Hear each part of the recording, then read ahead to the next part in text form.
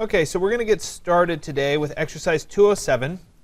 We jumped from working in Rhino, building things. We're back into V-Ray, and we're talking about textures and that sort of thing today, and then we'll go back and build some more things. So I keep weaving V-Ray in as we go forward, but I think this will be a kind of a milestone day for you in V-Ray because textures will actually start to look the way they're supposed to look, which is the whole point.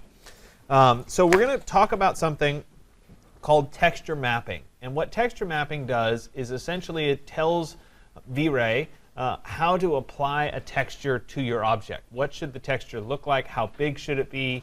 What's, in what scale? Those kinds of things.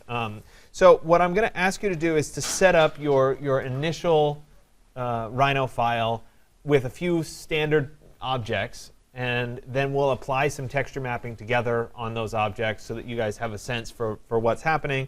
And then we'll start to break out from there to give you more experience. But to get started, first thing I want to do is kind of set up my scene so that when I do the renderings, I have an infinite plane and that sort of thing. So I have a brand new Rhino file that I just opened. First thing that I'll do is I'll go to my layers. I'll take layer 7 here, and I'm going to rename it to be environment. And then I'll create a sublayer for light and another sublayer for infinite plane. So let me take the infinite plane layer and make it current. I double click on it to make it current, and I'm going to drop the infinite plane in. And so using the V-Ray toolbars, it's right here next to the render buttons. It's the yellow plane with the arrows going off of it. If you don't have the V-Ray toolbars, you can type viz, V-I-S, infinite plane, and that will allow you to insert the infinite plane as well. So VIS, infinite plane. If that doesn't come up for some reason, it's because your V-Ray is not set as the default renderer. So under render, you would go to current renderer, make sure V-Ray for Rhino is set as your default renderer there. How did you get those to be subs? So I have my primary layer. The sublayer is instead of new layer, it's new sublayer. Thank you. OK, so I have the infinite plane on the infinite plane layer. I'm going to go ahead and move then to the lighting layer. So let me double click on light, and I'm going to lock the infinite plane. So I can't select it anymore. And that's important because I'm going to be working, and I don't want to accidentally select the infinite plane. It's just going to exist as the ground. Next thing I'm going to do is create that little box that helps me with the directional light. So I'll make a little box right there. It's just using the box corner-to-corner tool with a height. And then I will create my basic directional light, remember, which is that invisible light button right here. You can also type directional light into the key commands. And I'll go from the lower corner up to the upper corner to get that slightly sloping down light. I don't have those open. Type directional light. Directional light. We'll get you there. When I'm done, I'll go ahead and delete that cube. And now I have the light, I have the infinite plane, and I can start to work from here. So I'm going to move back up to the default layer. So I'll double click on default. I can leave the environmental layer alone. And now I need to create a few objects for myself. The first one that I ask you guys to create is a rectangle that's 12 feet by 1 foot by 8 feet tall. So if I started here, for example, I would say at 12 feet, comma, 1 foot to get my rectangle, and then I would go up by 8 feet. And I picked that as kind of a standard wall size. So that's obviously something you'll be creating a lot of, so it makes sense to use that as an example. Next thing I'll do is just a box. And this cube, I'm going to say, should be 4 feet by 4 feet at the base. So I'll say at 4 feet, comma, 4 feet, enter, and then we'll make it 4 feet tall. There it is. So I have the wall. I have the cube. Next thing I will do is a sphere. So again, this is under the primitives. I can come down to the sphere. Center of the sphere, we'll put it there. And I want my diameter to be 4 feet. So make sure the diameter is 4 feet. So I'll type 4 feet for the diameter. Now, this sphere is half under because it's down at the infinite plane. So I'm going to switch my view into one of the side views where I can see the object here, and I'm going to move that. I just type move, and I'll move it up. So it's no longer sunk into the plane. It can be floating a little bit. That's fine. So I have my sphere. Next thing is going to be a cylinder. So I'll come over to my cylinder. And my diameter is going to be 4 feet. And my height will do another 4 feet. Oops. Helps if you type 4 feet correctly. Try that one more time. 4 feet. Height is 4 feet. And there's my little cylinder. So I have a wall, a cube, a sphere, a cylinder, and the last one is going to be a pyramid. So I'll come down, and there is a pyramid right here. You could also just type pyramid. And I'll start with my pyramid. The number of sides is going to be 4. It's going to be approximately the same size and the same height. About like that. It doesn't have to be exactly 4 feet on an edge. So I've created these objects, and I'm going to work with these objects and apply materials to these objects. For clarity purposes, I'm actually going to put each of these objects on a separate layer.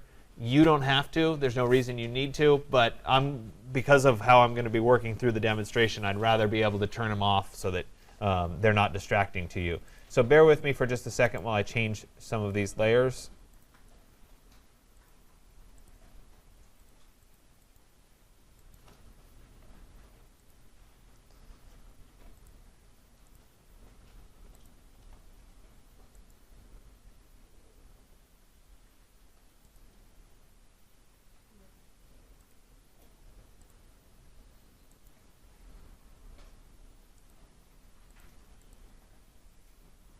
All right. So I'm going to start with the cube. Previously, I've started with the wall in previous semesters. So if you're watching one of the old recordings, I do it in a different order. But I think it's easier to start with the cube as an explanation. So now that I have the cube, the first thing I need to do is to load a V-Ray material onto this cube. And if I was going to load a material, I'm not going to pick one like gold or porcelain or something that's uniform on all sides. I want to pick one that has a strong texture to it.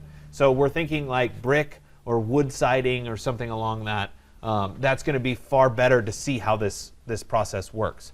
So I'm going to go ahead and open up my V-Ray material editor, which is the gold M, or you can go up to the V-Ray menu and choose material editor.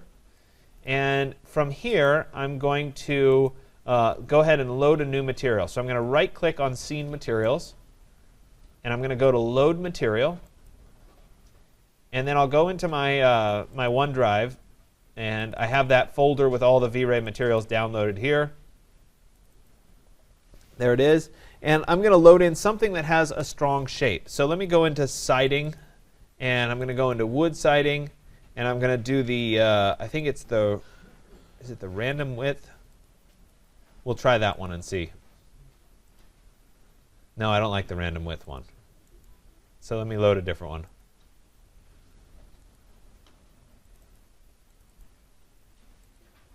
There you go. This one. I like this one. This is a good one.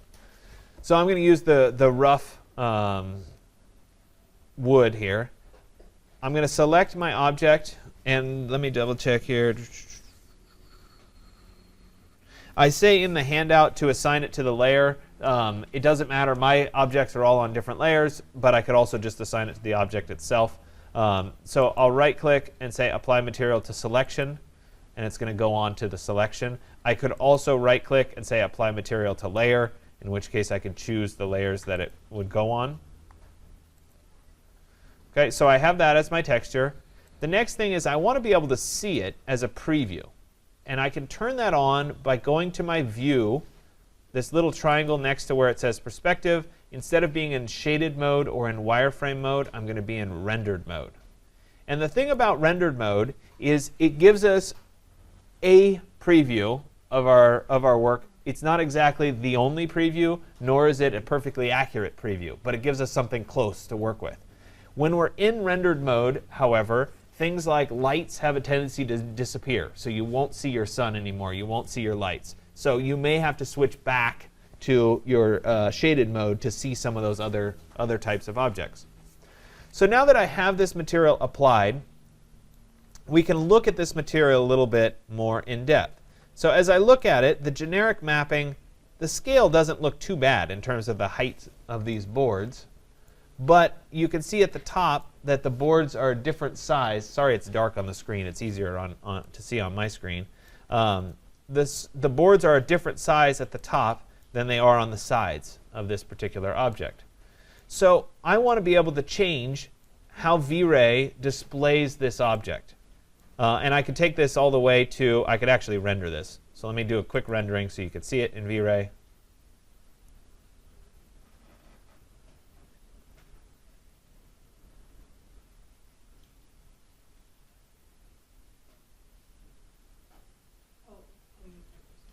So you don't have to actually render it. I'm just going to use this as an example here for a second.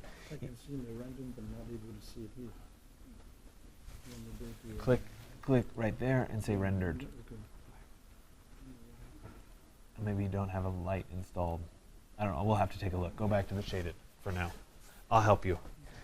OK, so here's my render. And we can see that the boards on top are a little bit squished, but they're also wider than the boards on the side. So that's not the look I'm going for. So now I'm going to go in and I'm going to try to modify this object. So if I click on the object, you'll see over, if I click on the Properties tab, we have three different things. First thing we have is just the object properties. This tells us like what layer it's on and that sort of thing. The next thing is the material properties. So this is telling me that it has the planks, rough wood, staggered applied to it. And the last thing over here is like a curled half cylinder with a checkerboard on it. That's called texture mapping. And so far, I have no texture mapping applied to this particular object. In the texture mapping, I have a bunch of different styles of texture mapping that are available to me via little click buttons. What you want to do is you want to find a texture map that is closest to your particular shape. So in this case, a box mapping is the closest texture map to my particular shape. But before I do that, I'm going to apply a planar mapping just so I can show you what a planar mapping does. So I'm going to click on Apply Planar Mapping. And it's going to ask me for the first corner of the plane, or do I want just a bounding box. So I'll say the first corner is right there. Second corner is right there. The default options here, U and V, are fine. And we'll take a look at what happens. So when I did that, you see that the top surface applied really nicely. I have a good texture on the top surface. But look down at the sides. This on the surface level looks like, well, wait a minute, it matches up. But it's really just a stretched version. Let me see if I can turn my light off so you can see that a little bit better. There you go. So I'm going to turn my light off. Try that on yours too. See how, as I look at it, essentially what V-Ray has done is it's taken the very pixel colors on the edge and stretched them down the side. And on this edge, it's doing the same thing. It's taking those pixel colors right on the edge and it's stretching them down the side. So this kind of mapping is called a planar map, which essentially means if I had a plane in space and I projected the texture through that plane down onto my object, make it look like it would be. So it's coming down from the top and it's stretching along the sides because I don't have a planar texture on each side. I have it just from the top. So therefore, it's stretching down. On the other hand, so let me go back and I'm going to delete that. So let me select my object and I'm going to delete that mapping. Instead of doing the planar map, what about if I apply the box map? So I'll click on the box map and it's going to ask me for the first corner of base, or I can just pick bounding box. The truth is it's a box. Let's just pick bounding box. It makes life easy. So I'll go ahead and choose bounding box, which is the default.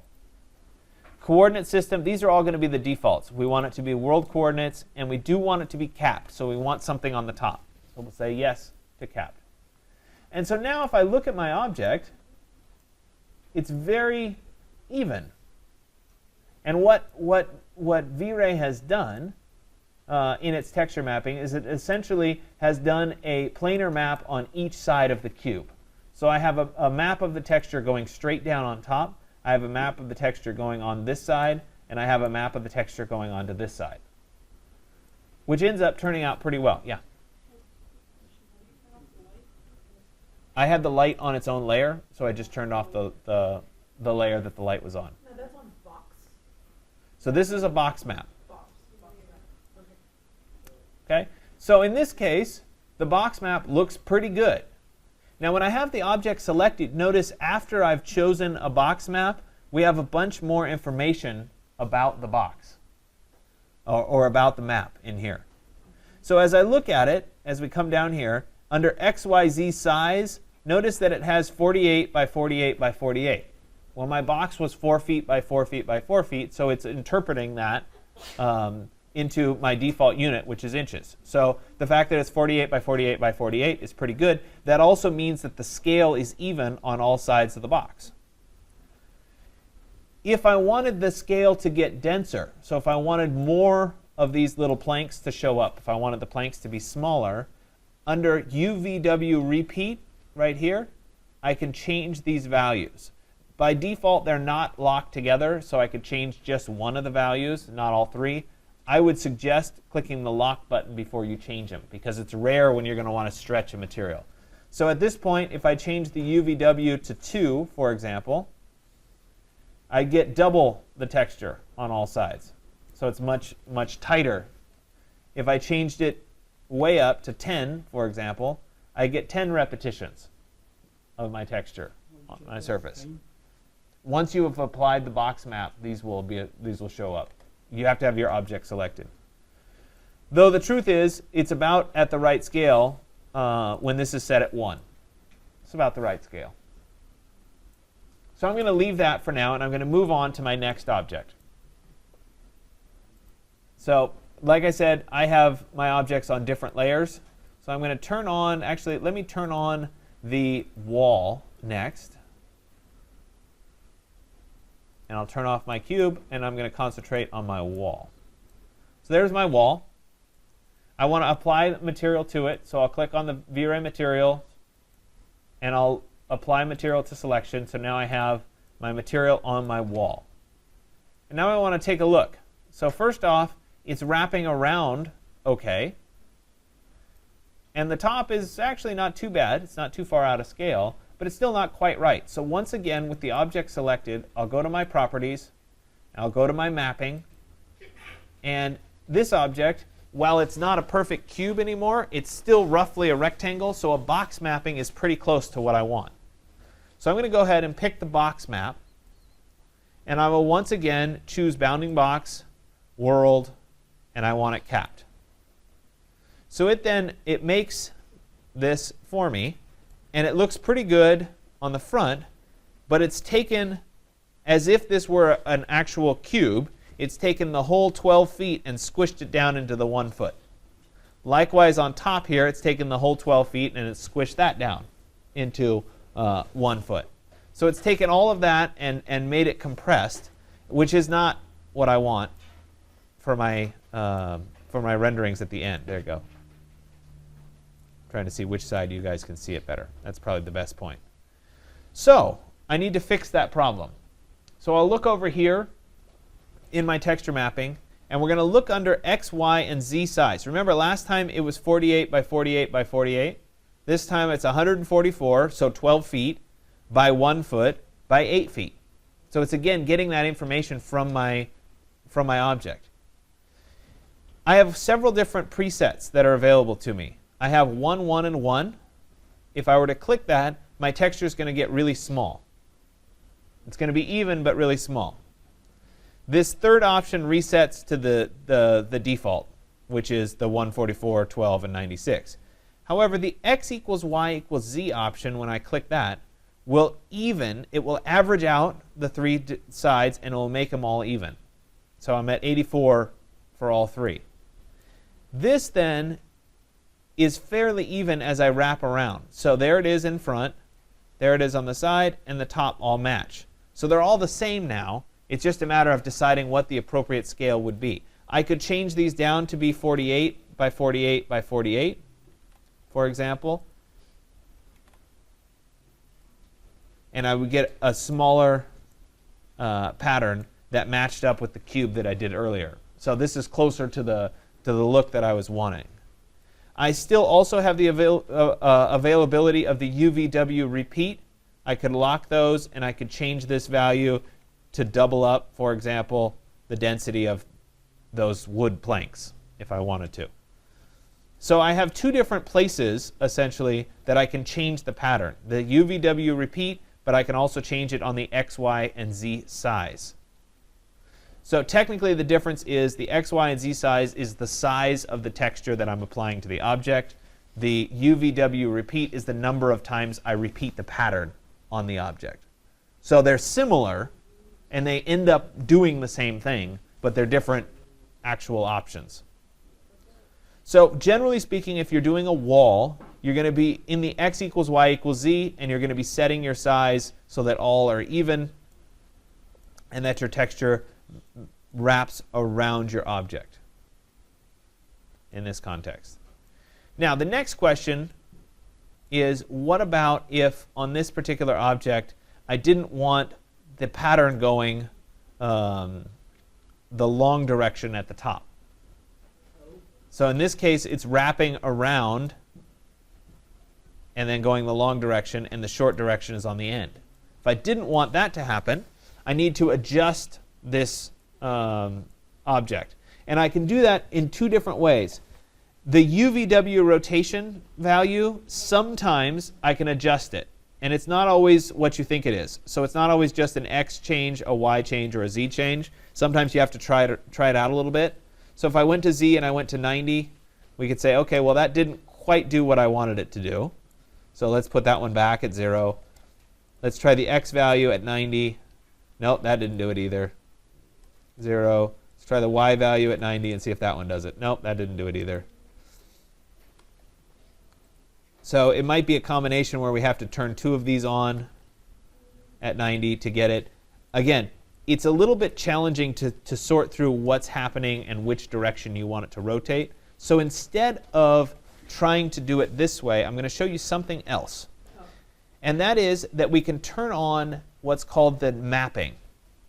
And so we can see a little widget that represents what the mapping looks like on this particular object. And before I go into the wall, I'm going to do it on the square because it translates a little bit better to see. So let me turn off for just a second the wall, and I'm going to go back to the little cube. And on the cube, I'm going to go into my texture mapping, and I'm going to show my mapping. And when I do that, I get dotted lines on each edge of this object and little arrows at the corners. That means that's the mapping widget. I can then manipulate this mapping widget to control how the mapping is applied. So let's say that I wanted the boards to be going diagonally across my piece here. I could rotate this by 45 degrees. So I'll select the mapping widget. There it is. I'll go to rotate. And I'm going to rotate by 45. And now my mapping is going to be going at 45 on top. Okay? The sides are still the same. So this widget is representative of the shape. They do not have to be next to one another. So they happen to be connected right now. But I could move this one away. And it would change where the texture is. You can see the texture move as I move it. But they don't have to be on top of each other. So they can be separate. So any manipulation that I do to this widget will manipulate what's happening to the texture. So this is a lot easier visually to see what's happening rather than trying to change the UVW rotations of your object. So instead, work with this mapping widget. One other thing that I'll point out that can help, I'm not a huge fan of this tool except in this circumstance, and I disagree with some people. Some people absolutely love it. So I'm going to show it to you today. Some of you will leave it on and never ever turn it off because you absolutely love it, and other people will be like me and we can't stand it. So it is what it is. It's a personal preference thing. It's something called the gumball, and it's available down here at the bottom near where your smart tracking is. By default, it's probably been off, but when you turn that on, it gives you this little, we'll call it a gumball widget, that has blue, orange, and red. And you can then manipulate your object using this little thing. So we can click and drag and move it using the various arrows. We can also choose to rotate the object using the rotations. So you can manipulate it. So I could, for example, move something like that, and suddenly my mapping widget, it's on its side, and my texture's wrapping differently. Some people find it really easy to work with this mapping widget, or excuse me, with this gumball. Other people, like myself, I don't like it, except when you need to work with textures is when I use it. So generally, I turn it on, and then I quickly turn it off and pretend it wasn't there for the times that I need it. So the gumball is just an on and off toggle at the bottom. It says gumball right there. Turns it on, turns it off. When I'm done with the mapping widget, so let's say that this is how I want my object to look. I'm happy with it. I can come back up to my with the widget still selected. I can come back up and choose hide mapping, and it will then go away. So once again, here it is. I'm going to show my mapping. There it is. When I'm done, I'll click hide mapping, and the map goes away, the little widget.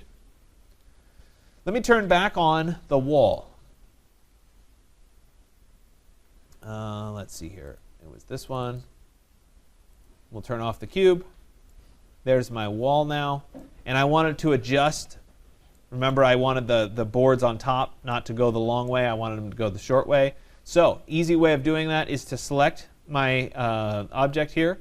I'll go into Properties. I'm going to show my mapping. There it is. So it's a square in this case.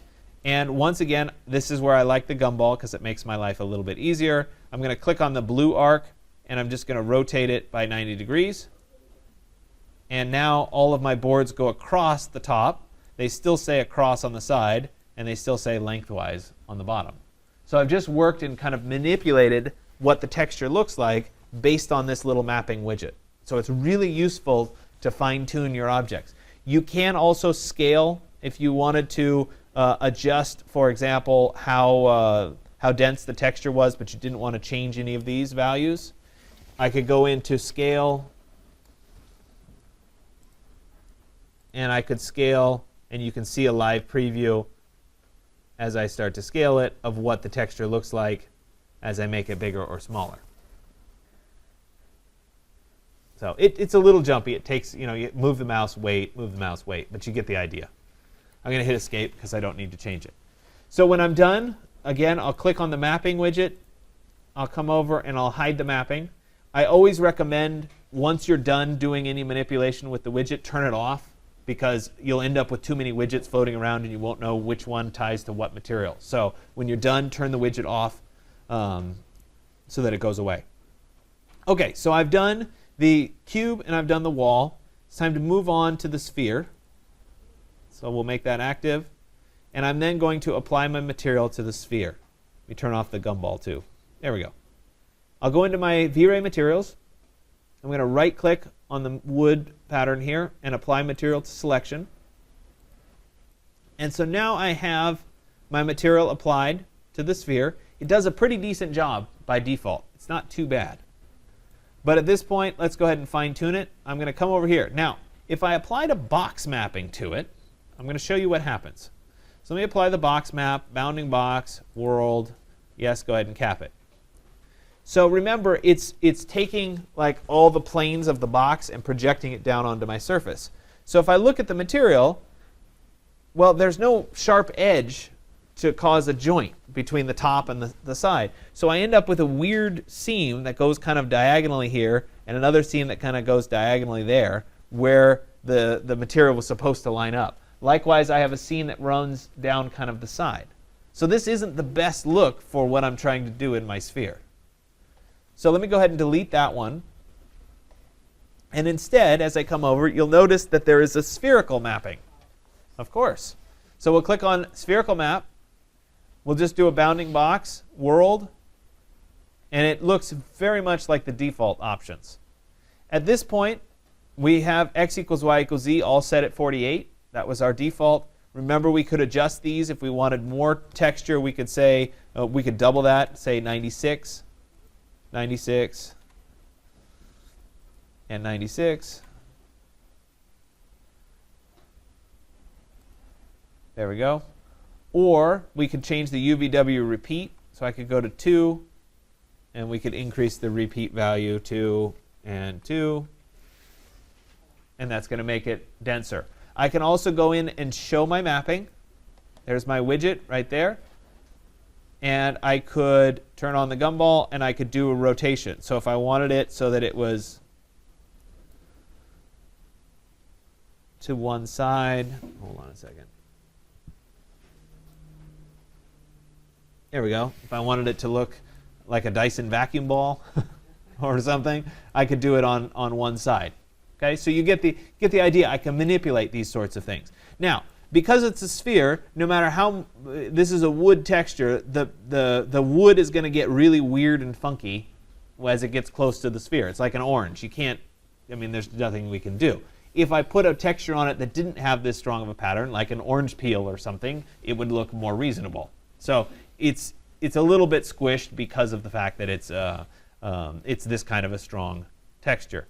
So I've got different options for how that goes together. Notice also, though, that if I move my mapping widget, so unlike the box where it didn't matter if I moved it away from my object, in this case, if I move it away from my object, it's going to distort the textures. So it's different than the box map. The box map, as I move the box away, the little mapping widget away, it stays the same because the projections are the same. In this case, the center of the sphere controls where the projections are happening from. So as I start to move it away, I get that distortion, which could be something desirable, depending on what you were trying to create. Okay? So that's the spherical mapping. Let's move on. And I will turn on my cylinder. There's my cylinder. Same thing. I'll apply the material. I'll go to V-Ray Materials, right-click, apply material to selection. There's my wood. And if I go into my mapping here, there is a cylindrical mapping option. So that's probably the one that I'm going to pick. I'll click on cylindrical mapping. We'll do a bounding box. Notice that there are other options that are available to me, depending on how I want to create this. So we'll say bounding box. Coordinate system will be world. Yes, I want it to be capped. And now I have a cylindrical map. The difference between this and a spherical map is that the cylinder goes around the cylinder but puts a flat top on your cylinder, as opposed to the spherical, which would be curving.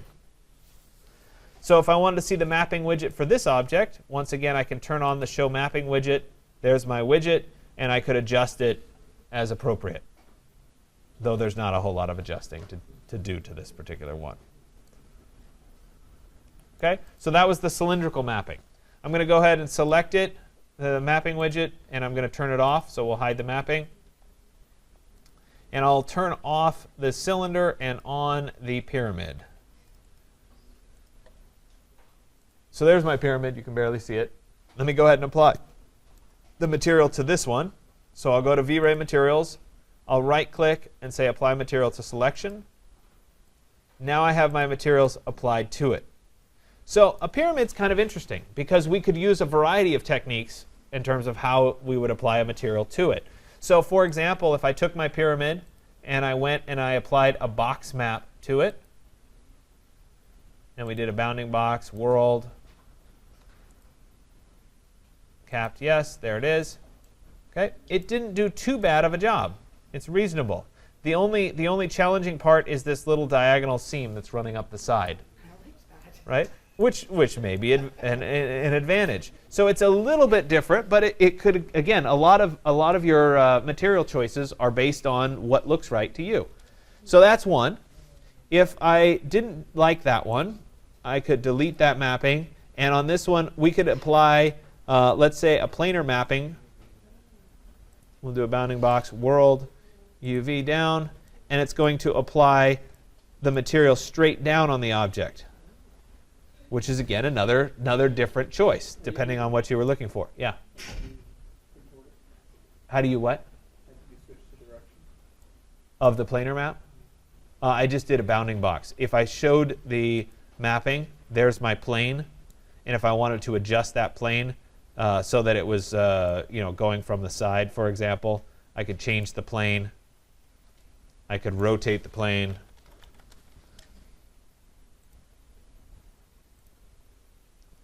By 45. Now it's going across that way. Notice, though, when I start to do it that way, I'm getting distortion. It's fine here, but I'm getting the pixels spread. So let's, instead of that, let's get rid of that mapping. We could try a cylindrical mapping. That could work. We could do a cylindrical mapping of this object. We'll do a bounding box, world. We'll go ahead and cap it, yes. And so now it's applying the diagonals again. So just because it's a pyramid doesn't mean that you can't use one of the other basic shapes to try. But what if you want a little bit finer control over it? We can take it a step further. And this is bordering on we're getting a little bit more advanced. So let me select the object. Let me delete the mapping. And this time I'm going to use something called an unwrap. And what an unwrap does is if I click on it, it says select the seams. So just like in your 130 class where you created the object that was flat and you had to fold it together. You guys remember that? Vaguely, a little bit maybe. Rhino can do the same thing. So I can say, you know what? I want the seam to go down here, and I want it to go around my object like that, and like, oops. And like that. So it goes down and then around my object. And when I hit enter, it will then remap my object based on where those seams are. Now, it's still not quite exactly. You could see it a little bit. Let me click off for a second. See how it wraps around my object like that? This one is then the one with the seam. No, it wrapped fine. There's the seam right there. But maybe I want a little bit finer control. I can select my object. I can come over here to the UV editor. And I can just draw a big square over here. And let me turn off my infinite plane for a second. There you go. So we can see the unrolled shape right there that Rhino created for me. That is my sphere. If I want to see a pattern on this particular shape, I can say use a pattern. And then I can see the numbers. Right? So here I've got 35 to 65. And we could see on their shape here, wherever 35 to 65 is. There you go, 35 to 65, where it's wrapping across my object right there. I could take this even further, instead of looking at the numbers, and I could change this to be not this grid pattern, but a custom pattern by going and finding. I'm going to go to bitmap texture. I'm going to go into my V-Ray, V-Ray library. I'm going to go into my materials. I'm going to go into my siding. I'm going to go into wood, and it was the wood rough staggered. There's the original image, and I could drop that original image on here instead, in which case I can start to control, okay, well, you know, instead of going diagonally like that, I really would like this to maybe rotate.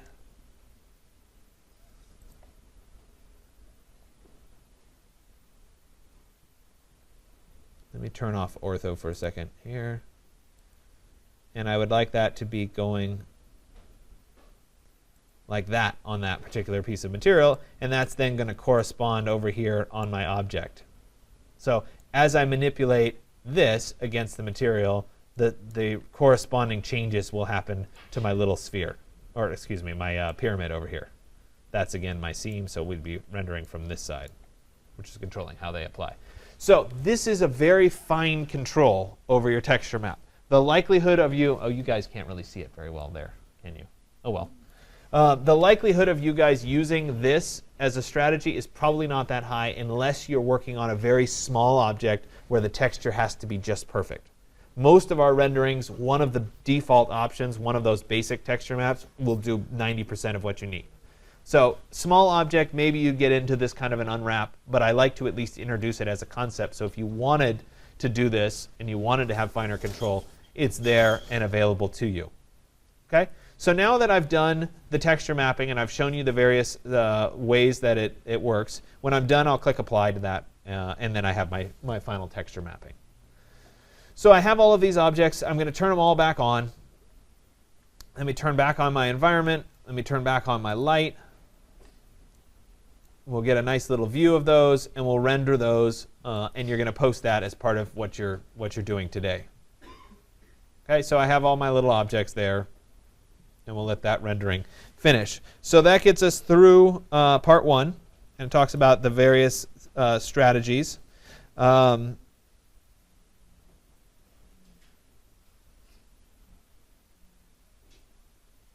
Sorry, this gets us through part two. Next thing we're going to do is we're going to open up the object that we created, the bridge, in exercise 205. You guys remember that one? So I'm going to go and I'll leave this Rhino open. Let me just open a fresh installation of Rhino here.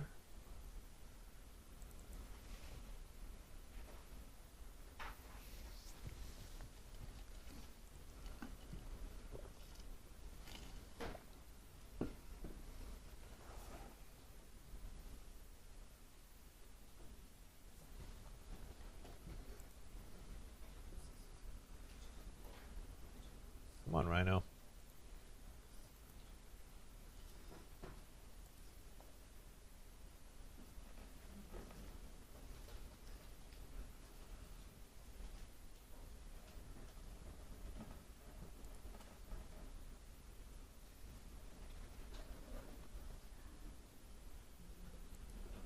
Okay, so there's my object. I didn't finish this side of the object, but it's okay. It doesn't matter. This is 05. It's the little bridge. Now, some of you added an infinite plane underneath it. Some of you evolved this a little bit more. We're going to start using this as a block in a new file. And I want to introduce the concept of blocks and block references today as well. So the Rhino works extremely well using a system of blocks. So if we create an object that we're going to reuse, instead of just making copying and pasting multiple versions of that object in our scene, it works better to have a separate Rhino file with the object in it and then to drop it into our final scene later on. So in this particular case, I'm going to use this object over and over and over in the scene, so I'm going to use it as a block referenced object. But before I bring it in, I want to make sure that I get the material set right. I want to make sure I get the texture mapping set right. And I want to make sure that I organize the file so there's not extra stuff coming in with it. So I don't want infinite planes. I don't want lights. I want it really well organized. So let me first look at my layer stack. And so this was my default. It said default and had a bunch of stuff on it. So let's create a new layer, a new main layer. And I'm going to call this concrete bridge or bridge. Now underneath the bridge layer, I'll create a sublayer for concrete.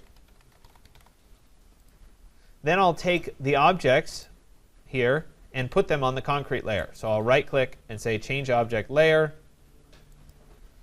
Now they're going to show up on the concrete layer. I will then get rid of all of the rest of the layers. So I'll hold down shift and select them all and then delete all of the rest of the layers. So all I have is a main layer called bridge and a sublayer called concrete. If I had another material as part of this, I would add that below where it says bridge. So if I had a steel railing or a wood something or whatever, that would show up below. And I'll do that as an example in a little bit. There is no infinite plane. There is no light. I don't want any of that stuff. The next thing I want to think about is where is this object relative to point 0, 0, because that's the point that it's going to come in on. So it's going to be relative to point 0, 0. So let me find a convenient place to copy and paste these together. So that would probably mean moving this little corner right here to 0, 0, 0, which I think it already is. So now it's at 0, 0, 0. this object's ready to be reused multiple times. So I'll go ahead and save this. I'll go to File, Save As. And I'm going to put it into today's folder. Give me 1 second to save it, and then I'll get your question. Today is 207. And I'm going to call this one Bridge. And I'll go ahead and save. Yeah, your question. Yeah. So what I did is I went up to transform and then move, or I typed move. I selected my whole object. I hit enter. And then I thought about what point would be convenient to connect these objects together. And so I picked this point here. It doesn't have to be that point. Maybe the middle of this is actually an even easier point. And then I moved that. I typed in 0, comma 0, and then one more comma 0 to make sure in the z plane that's at 0. And I hit enter, and that then became the center of my object. You can pick any point you like. You can pick any point you like. I'll go ahead and save this once again. So let me go to File and then Save. You move it and then you save it? Yeah, I was just doing the move again. It doesn't. You don't have to move it again. Yeah. I didn't move it at all. Okay. Say run free mill. Okay, so no. So now I have this. I have no lights. I have no infinite plane. I have just bridge and concrete. Perfect. Let me go ahead and open up that file from last class, the exercise 206. So I'll go to File and then Open. And that was that the window, right?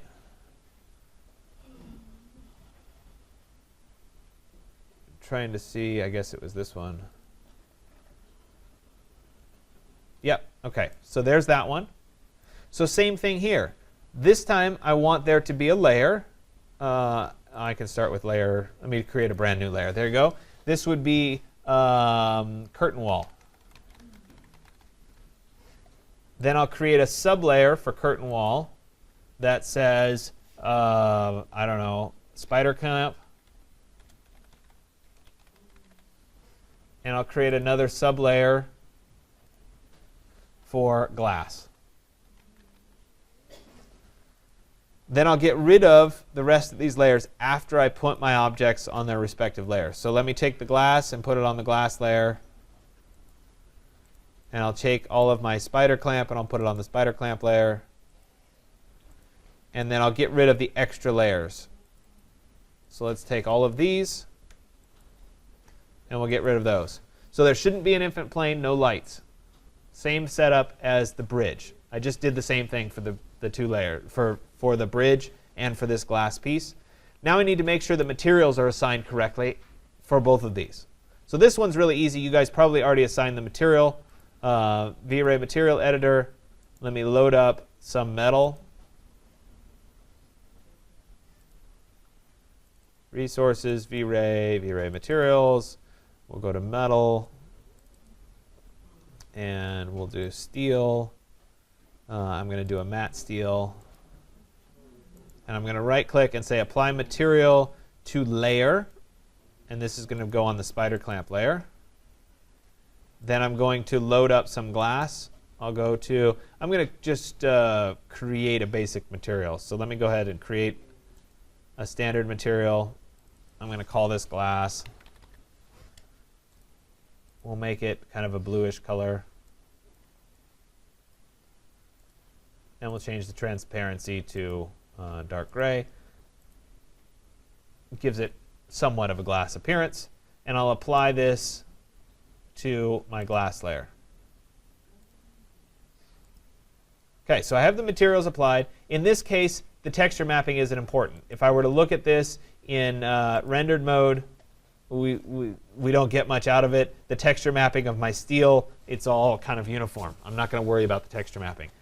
I'll go ahead and save this one. I'll go to File, Save As, and let's put it into today's folder, 207. And this is curtain wall. Let me do spring 2018, curtain wall. And I'll click Save.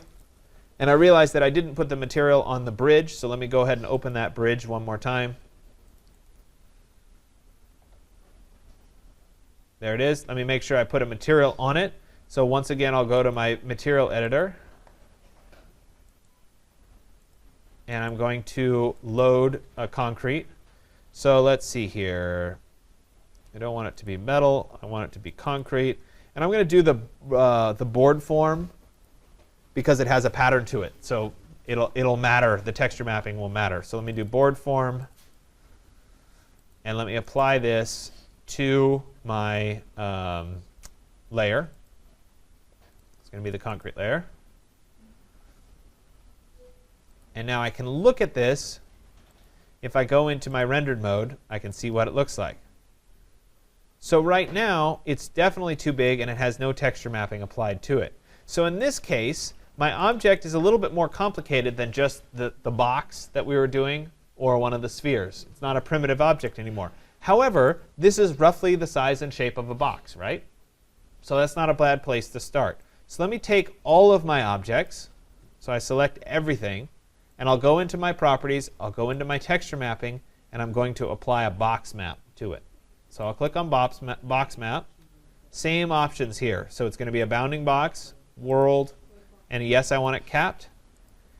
And now if we were looking at it, okay, well, my board forms are starting to stack up correctly on this object. Yeah, it looks pretty good.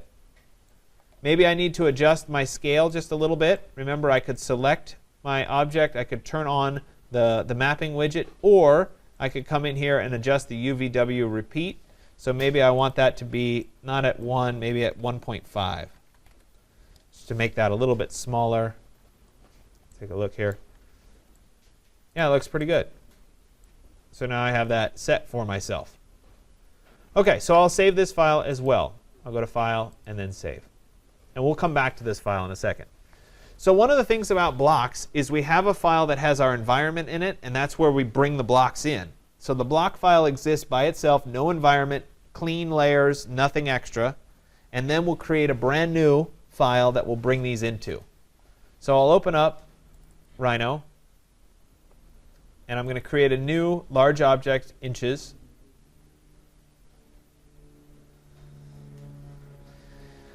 Now I could, by the way, have gone in my existing Rhino instance. I could have gone to File and then New. The problem was that would close the bridge that I already had open. So sometimes it's easier to open Rhino again to have multiple Rhinos open. OK, so here I am in a brand new scene. Let me set this scene up. So first off, I need a layer for environment. And I'll take a sublayer for infinite plane.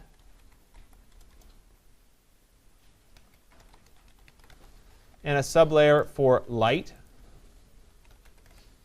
So we did this already today once. I'll make infinite plane active. My toolbars aren't showing for some reason, so I'll type viz infinite plane to create the infinite plane. I'll move to my light layer, and I'll lock my infinite plane so I can't accidentally move it. On the light layer, I'll create a little box.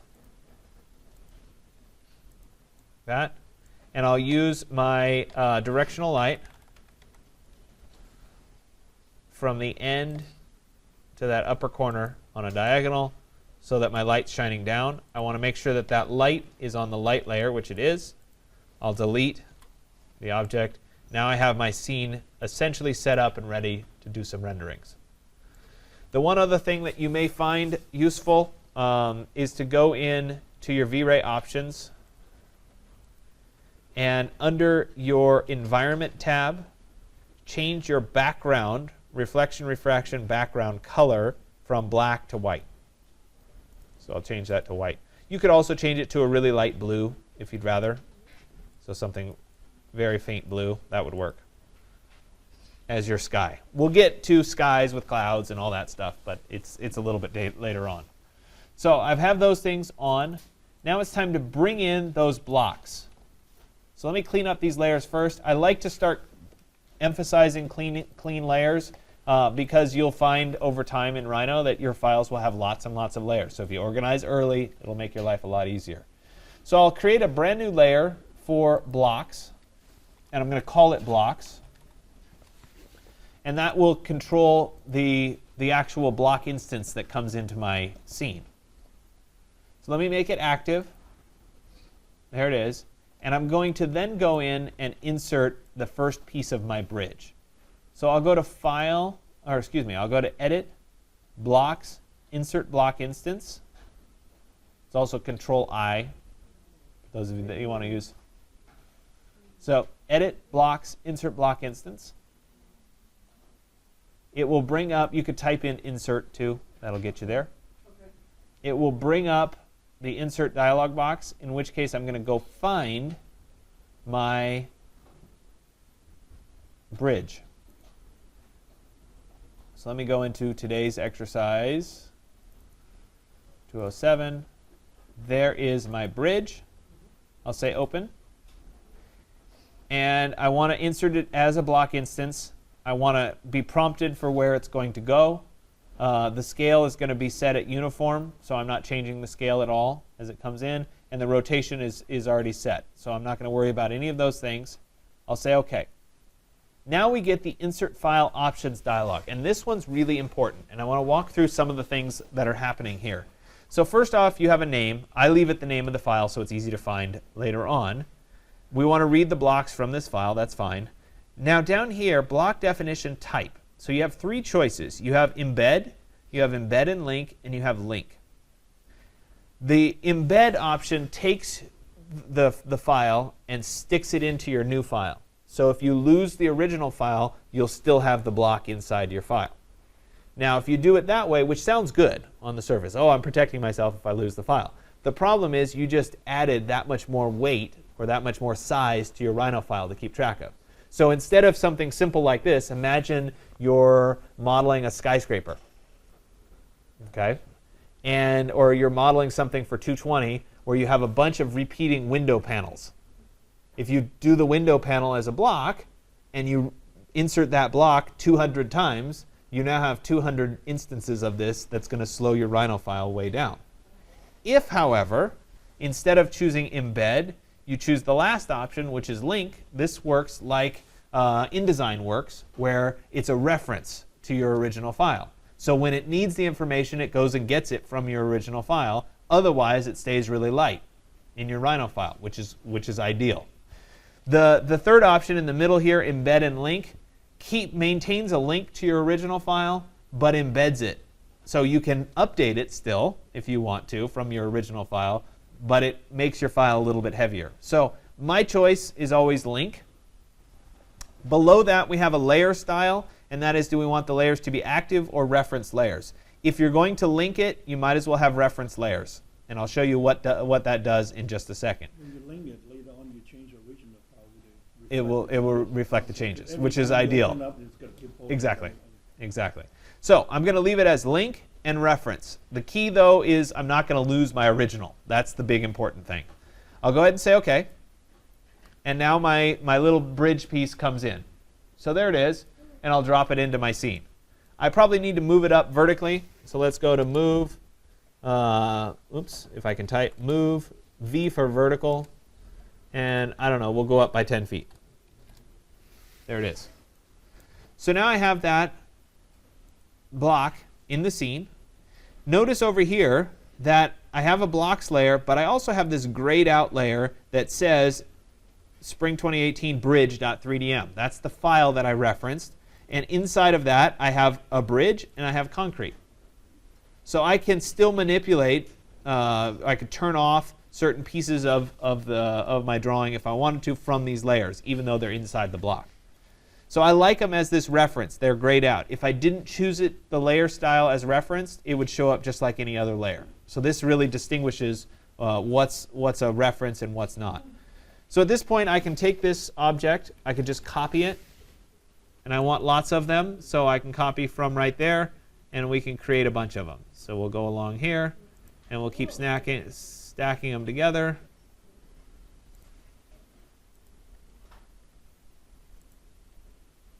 And I'm building out this little bridge.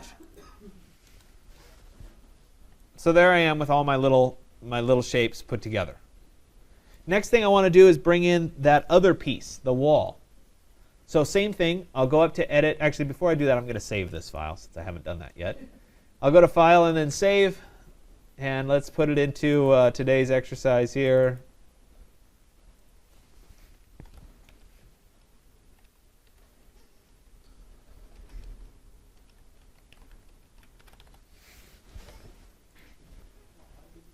Okay, then I'll go to Edit, Blocks, Insert Block Instance. And this time, instead of picking the bridge, I'm going to go and look for my curtain wall. And I'll say Open. There's my curtain wall. All of these options are fine by default. I'll say OK. I want it to be a linked and referenced image or block. And I'll say OK. And then it drops in. So I'll put it right there for now. It's obviously going in the wrong direction. So let me rotate it first. So I'll go to Rotate. It's just a regular rotate. And we will rotate it by 90 degrees. So it's going in that direction now instead. Let me move it down just a little bit more. About there. So I want a bunch of these to join together to make the wall. So I could, of course, go to Copy, and I could come over here, and I could say, OK, I want this one to stack up with that one, etc. Looks like my rotation wasn't right. So let me rotate that one more time.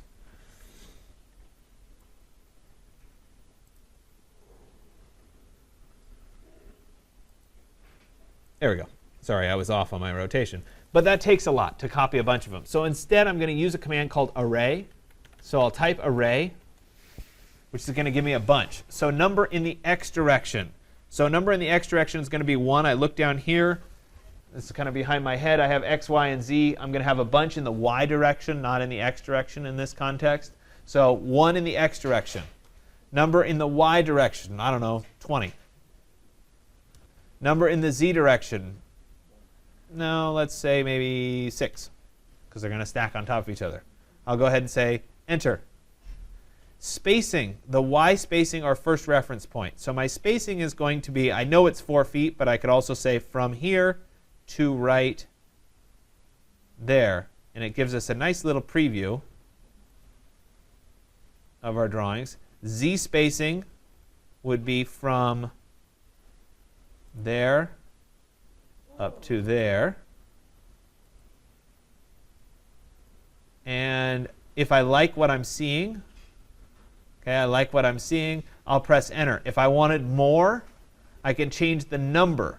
So the Y number is currently at 20. I could say, you know what, I really want 25, and that wall will get a little bit longer.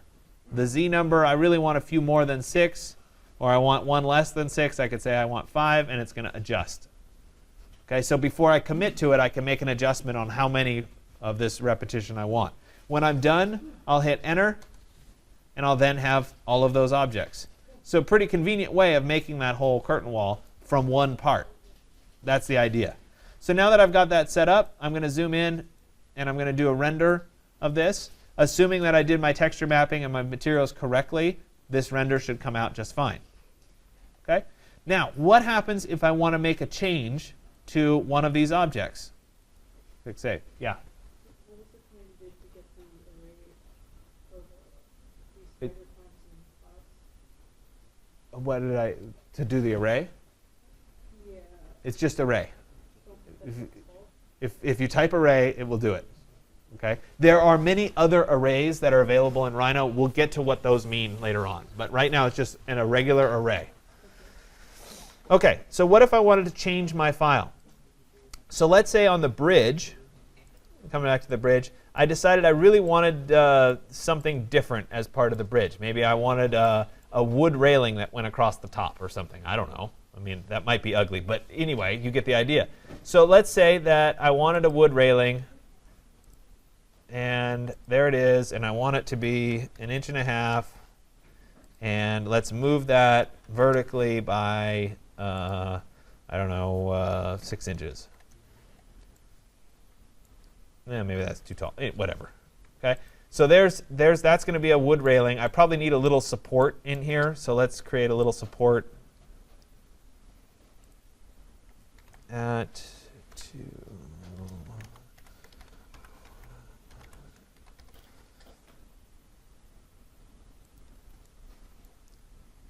All right. So I made that little support. Let's move that so that it's over here in the center somewhere.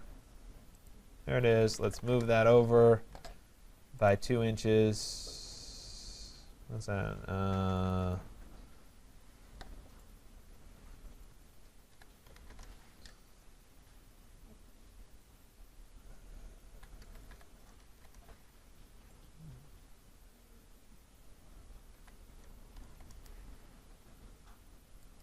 Okay, we'll say like that. Sure. So there's a little wood support in there. Now I need to apply my material to these. So let me come back to my layers for just a second. So there's my layers. I have concrete right now. Well, wait a minute. I really need something for wood or wood railing. This and this would then go to the wood railing layer. So I'll right click and say apply material to layer. Or excuse me.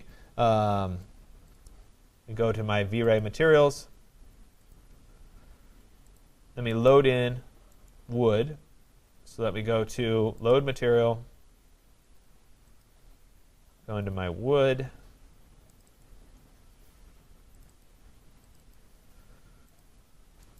apply material to layer, wood railing, and I need to put those onto that layer. So there's my wood railing, ugly as it might be. I need to do the texture mapping on these objects though. So this object would get a box map, and it would be bounding box, and it would be world, capped yes, but it probably also needs to be x equals y equals z, and I need to make sure that the orientation is going correctly. The grain wouldn't go this way, it would go the long direction. So let me show that mapping widget. There it is. I'll turn on the gumball, and I'll rotate it so that it's going in the correct direction. The grain is going in the correct direction. It probably also needs to repeat, so it's a little bit denser. So let me lock this, and we'll say the repetition is at 2 maybe 2.5. There you go, and that looks fairly decent for my little wood railing there. This piece needs to have the texture mapping applied differently to it. So once again, it'll be a box, and it'll be bounding box, it'll be world, it's capped. Again, the grain is going the wrong direction, so we'll do x equals y equals z. Let me show the mapping widget, and we'll rotate it so it's going in that way. And the repeat probably doesn't need to be as much, so maybe 1.5, something like that. So there's that piece of it. Oops, it's going the wrong direction that way too. So one more rotation of that mapping widget.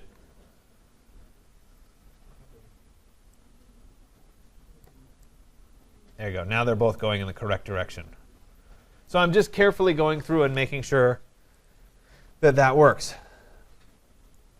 So now I have this part of the railing. I need it on the other side. Let me take these two pieces. Oh, let me turn off the mapping widget.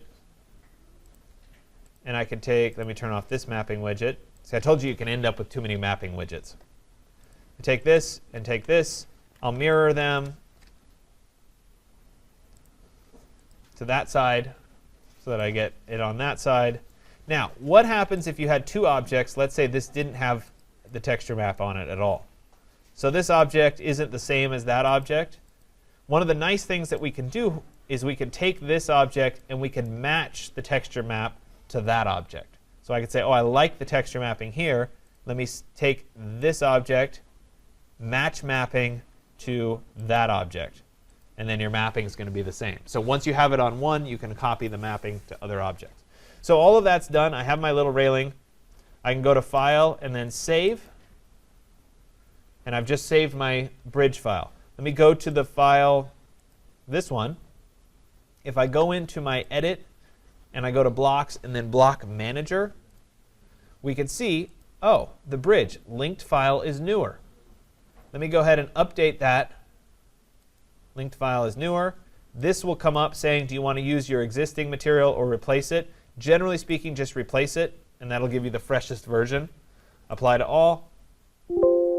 And there is my new little piece with all of those railings attached. So it's really easy once you start figuring out your files like this to be able to have pieces that you can then update later on. So you get something that's approximately what you want, and then you decide afterward, oh, I really want this to look, let's say I was doing a window and I changed my mind about what the trim should look like around the window. Well, if I've done the block, I just go back and edit the block once, and it populates to all of them. So I didn't have to reload it, for each one. It automatically repopulates for all of them.